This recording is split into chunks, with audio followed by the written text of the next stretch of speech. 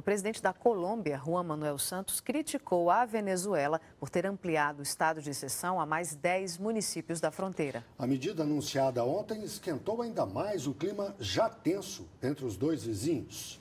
O presidente da Colômbia, Juan Manuel Santos, disse que medidas como fechar passagens na fronteira não vão resolver um problema que é de responsabilidade dos dois países. E reafirmou que quer se encontrar com o presidente Nicolás Maduro para negociar soluções concretas. E encontremos soluções concretas. A crise na fronteira com a Colômbia começou em agosto, quando 3 militares venezuelanos que patrulhavam a região para impedir o contrabando foram atacados por homens armados. Maduro atribuiu o ataque a paramilitares colombianos interessados em defender um negócio milionário. E em um mês, decretou estado de emergência em 23 municípios. 3.000 hombres de reforço.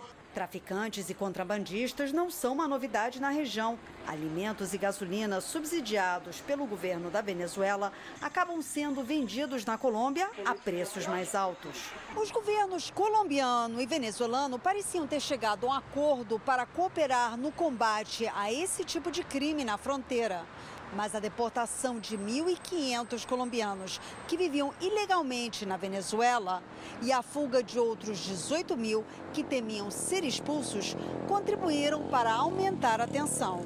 Dentro do território colombiano, Na semana passada, o Ministério Colombiano da Defesa chegou a afirmar que 3 aeronaves venezuelanas tinham violado o espaço aéreo do país. A Venezuela nega.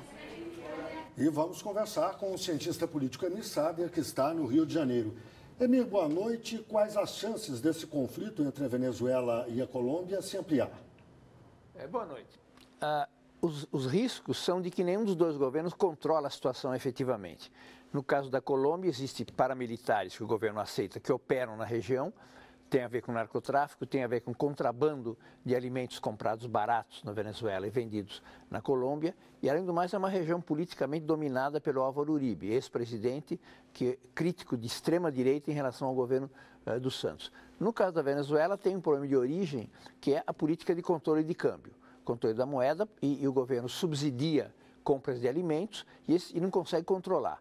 Então, a acusação é que uma parte desses alimentos, ao invés de abastecer o mercado interno, acabam sendo desviados para a Colômbia. Gerou essa situação de conflito que agora tem se agudizado. Então, o fato de não controlar os fatores da crise pode levar efetivamente a se estender, se prolongar e se tornar uma situação mais conflitiva do que atualmente. Emir, quais são as chances de outros países intervirem, de intervenção de outros países no caso?